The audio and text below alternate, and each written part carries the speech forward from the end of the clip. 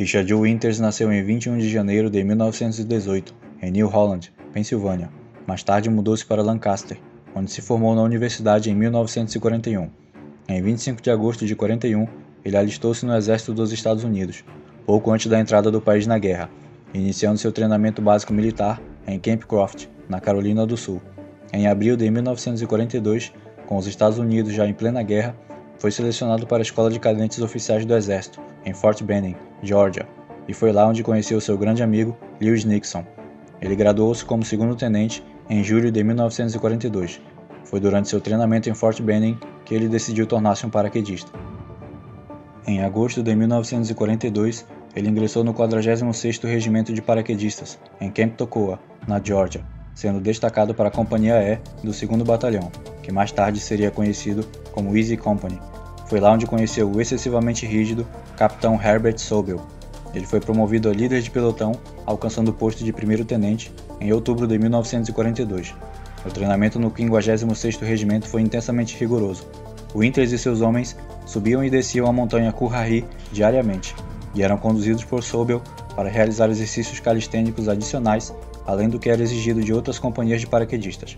Dos 500 que iniciaram o curso, formaram-se apenas 148 oficiais, e aproximadamente 1.800 soldados voluntários, verdadeiros soldados de elite. Em junho de 1943, o 56º Regimento foi oficialmente integrado à 101ª Divisão Aerotransportada, partindo imediatamente para a Inglaterra, onde chegou em 15 de setembro de 1943. Durante o treinamento na Inglaterra, surgiram tensões entre Sobel e Winters, culminando em um ponto crítico, quando Sobel acusou Winters de não ter cumprido uma ordem direta. Diante disso, Sobel recomendou que Winters aceitasse a punição, que era ficar 2 meses sem o seu passe de fim de semana.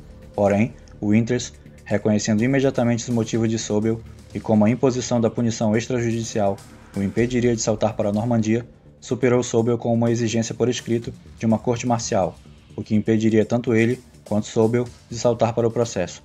Winters escolheu a última opção, o que Sobel não esperava e nem queria. No final das contas, Sobel foi destituído do comando da Easy Company, e ao sair, Winters o saudou, porém, Sobel o ignorou. No entanto, apesar das desavenças, Winters reconheceu mais tarde que um método duro e extenuante de treinamento foi crucial para o sucesso da companhia durante as batalhas da Normandia.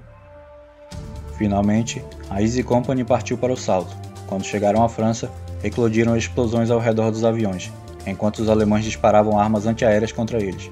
Winters testemunhou um avião partido ao meio por causa de um dos projéteis.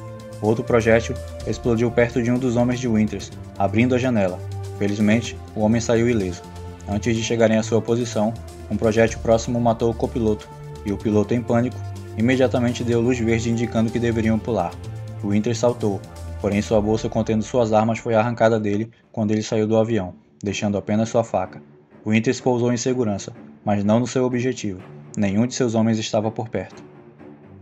Winters mais tarde se reagrupou com uma seção de seus homens do tamanho de meio pelotão. No caminho para o posto de controle, eles encontraram uma patrulha alemã. Winters e o meio pelotão ficaram escondidos, quando Winters disse-lhes que esperassem seu comando para atirar. Mas antes de dar a ordem, o soldado Garnier começou a disparar sua submetralhadora, massacrando alguns alemães. Winters, com sua posição exposta, ordenou que o restante dos homens atacasse. Eles mataram os alemães em uma carroça conduzida por cavalos com uma granada, enquanto outras 2 carroças escapavam. Garnier continuou a disparar sua arma, matando um cavalo e ferindo outro cavalo, e não hesitou em matar o último soldado. Após a batalha, Garnier foi repreendido por um Winters furioso. Depois de encontrar as consequências de um tiroteio mais à frente, Winters equipou-se com uma arma alemã, e o grupo seguiu para o posto de controle. Eles se uniram ao resto do batalhão, que os encaminhou para uma bateria alemã de artilharia em Brécourt. Lá eles encontraram cerca de 50 alemães e uma batalha começou. Winters e seus homens destruíram as posições alemãs e suas baterias de artilharia, e assim evitaram um massacre nas praias.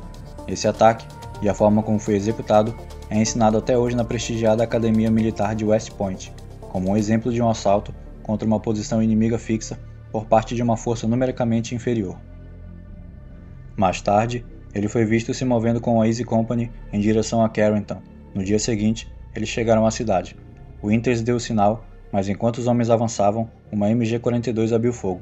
Alguns homens foram mortos e os demais se protegeram. Winters então gritou para os homens levantarem e atacarem, e os homens então atacaram a cidade.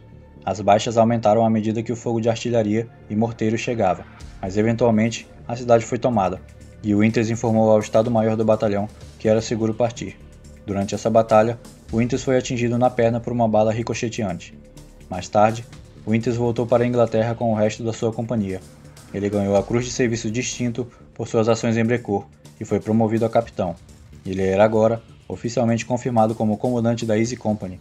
Ele liderou os homens em seu segundo salto como parte da Operação Market Garden, na Holanda. Eles ocuparam a vila de Eindhoven sem resistência e seguiram em frente, apoiados por blindados britânicos. No entanto, os aliados foram mal informados sobre a força alemã na área, e em Nieuwen, o ataque anglo-americano foi rapidamente rechaçado pelas unidades Panzer da Waffen-SS. Winters e Nixon mais tarde assistiram com tristeza enquanto Eindhoven, que foi retomada pelos alemães após a retirada da Easy, foi bombardeada pelos aliados, com Winters comentando que não gostava de recuar e que da próxima vez que os aliados entrassem em Eindhoven, eles não o fariam. Em seguida, Winters liderou a Easy Company em um ataque contra posições da Waffen-SS, como parte da Operação Pegasus, destinada a ajudar os paraquedistas britânicos cercados da Market Garden a escapar. A operação foi um sucesso e vários soldados alemães foram mortos, enquanto 11 prisioneiros foram feitos. Quando Joseph Liegbold foi encarregado dos prisioneiros, Winters removeu todos os cartuchos de sua arma, exceto um, avisando-o de que se ele tentasse matar prisioneiros, o resto seria capaz de atacá-lo. Liegbold era de ascendência judaica e nutria sentimentos vingativos em relação às tropas da SS. Por seu sucesso, Winters foi nomeado comandante do batalhão e recebeu licença para Paris. No entanto, ele se viu incapaz de aproveitar suas férias, sentindo-se assombrado pela lembrança de ter atirado em um soldado adolescente da Waffen-SS durante a Operação Pegasus.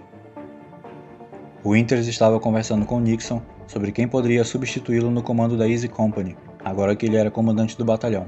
Eles atualmente tinham um homem, o Tenente Dyke, que realmente não se encaixava no cargo, pois nunca foi considerado um bom líder, e nunca tinha visto combate antes que eles precisassem de um comandante. Durante o ataque à vila de Foy, isso se provou correto, quando Dyke congelou e cometeu alguns erros, como interromper o avanço do ataque, permitindo que um atirador de elite os atingisse um por um, enquanto caíam bombardeios constantes para mantê-los espalhados. Winters correu para ocupar o lugar de Dyke, devido ao seu apego à companhia, apenas para ser retirado pelo coronel Robert Sink. Em vez disso, Winters fez com que o primeiro-tenente Spears ocupasse o lugar de Dyke, o que provou ser uma boa escolha, já que a companhia conseguiu tomar a cidade com facilidade graças a Spears. Em dezembro de 1944, durante a Batalha do Bulge, a 101ª Divisão Aerotransportada foi cercada por 15 divisões alemãs, mas manteve-se firme sob o comando de Winters. Ele foi promovido a major e, em março de 1945, Winters recebeu o comando do 2º Batalhão. Em maio de 45, seu batalhão capturou o Berghof, residência oficial de Hitler na Baviera. Em Regnow, enquanto o general alemão que se rendia fazia um discurso a seus homens, o capitão Sobel passou por Winters sem lhe prestar a continência, e Winters disse: "Saudamos a patente, não o homem." A contragosto, Sobel saudou Winters, ecoando aquela cena anterior entre eles na saída do julgamento da corte marcial de Winters. Após o fim da guerra, ele recebeu um convite para permanecer no exército, porém recusou, preferindo retornar para os Estados Unidos, tendo sido oficialmente dispensado no dia 22 de janeiro de 1946. Ele foi convocado novamente durante a Guerra da Coreia, tendo-lhe sido dada uma posição de destaque no exército, mas foi finalmente dispensado no final de 1951, regressando em definitivo para a vida civil. Seu legado foi imortalizado em livros e séries de televisão, como a famosa série da HBO Band of Brothers, onde foi interpretado pelo ator Damian Lewis.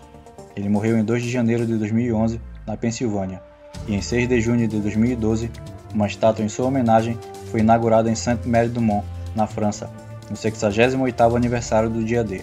Sua humildade e coragem são lembrados até hoje com admiração e respeito. Muito obrigado por assistir até aqui. Se você gosta desse tipo de conteúdo, inscreva-se no canal e não esqueça de deixar a sua curtida. Considere também ajudar o canal contribuindo com um Pix de qualquer valor, pois isso me ajudará a melhorar cada vez mais a qualidade do conteúdo.